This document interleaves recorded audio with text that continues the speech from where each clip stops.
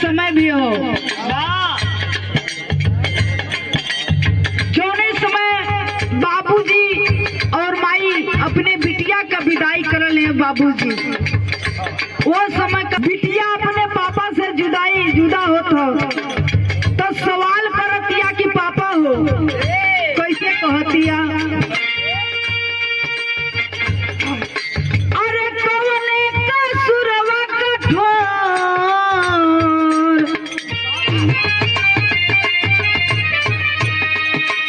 बिटिया कहतिया पापा हो, कवने का सुरवा कठोर करेला करे जो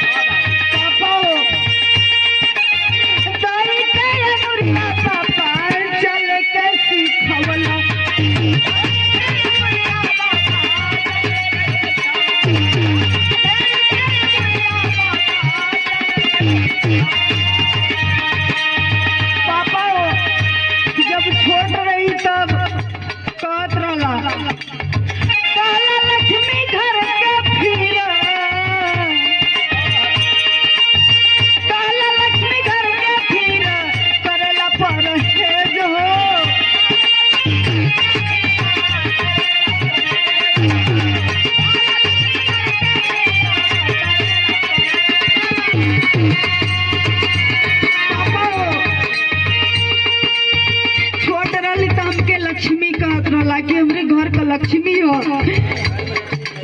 घर में लक्ष्मी पैदा भइल बा, लेकिन पापा हमसे कौन गलती भइल बा पापा कि हमके अपने से दूर कर डाला पापा।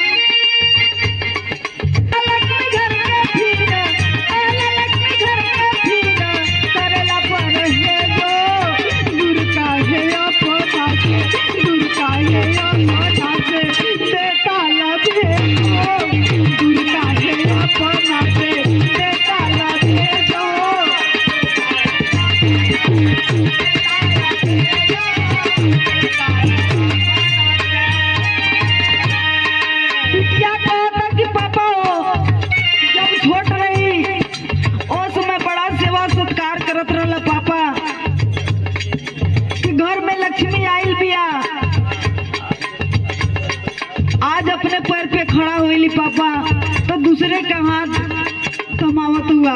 बिटिया कहतिया कि पापा हो, सुबह उठा के स्नान करवला,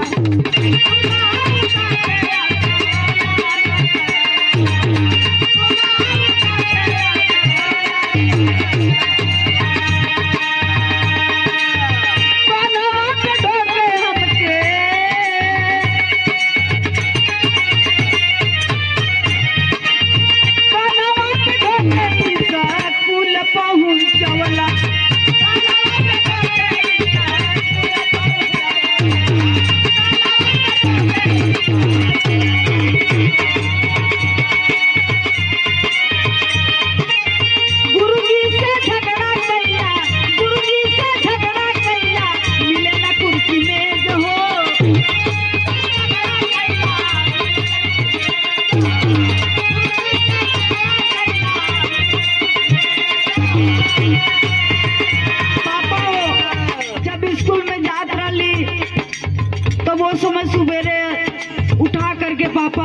स्नान ध्यान करके करवा के अब कंधा पे बैठा के पापा स्कूल पहुंचावत रहला।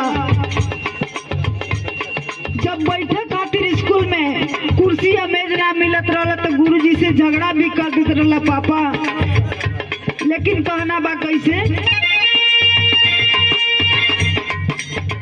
गुरुजी से झगड़ा कैला मिलना कुर्सी में रहो, दूर काहे अपना दूर काहे अपना के ताला भेजो, दूर काहे अपना के ताला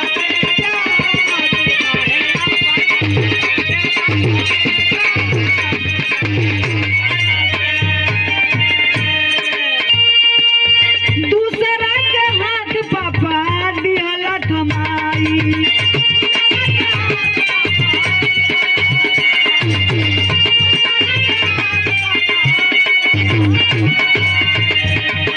बिटिया को दिया पापा, अरे दूसरे के हाथ पापा, अरे दिहला थमाई। तोरे जुदाई पापा कैसे सहाई। बिटिया का दिया पापा दूसरे के हाथ पापा दिहला थमाई।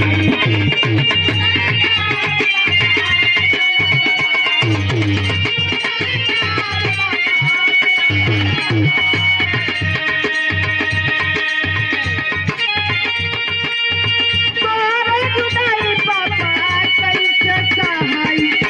तोरे जुदाई पापा कैसे सहाई।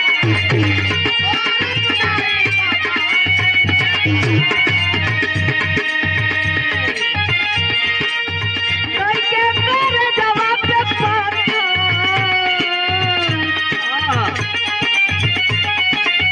पापा, कैके तेरे जवाब पे पाता, कैके तेरे जवाब पे पाता दिहला हमके तेजो।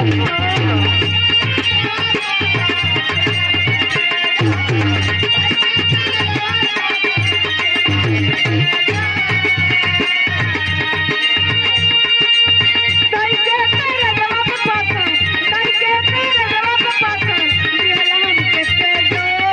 दूर काहे अपना दूर काहे अपना के ताला भेजो, दूर काहे के ताला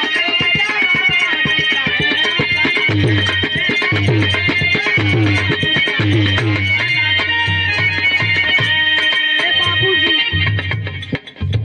उ बिटिया के पापा कहत उनकी बेटा हमारी मजबूरी बा बेटा, ऐसा कहत उन कैसे, दसतुर समाज के निभावे के पड़ेला।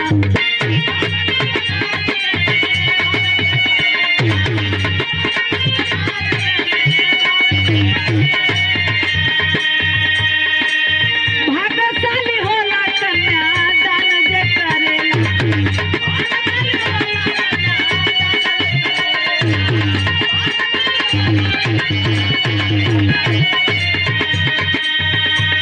पापा कहते उनकी बेटा कि दुनिया का दस्तूर है कि कौनो भी बेटी अपने पिता के घर ना रह सकेले। इस समाज के रीति रिवाज है, परंपरा चलल आ रहल बा। लेकिन कहत हुन कैसे,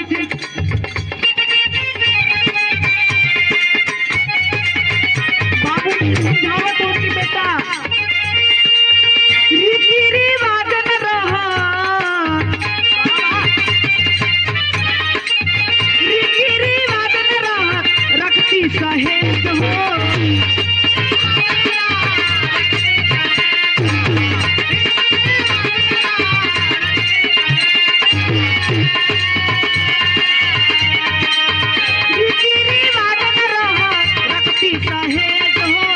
दूर का है अपना, दूर का है अपना।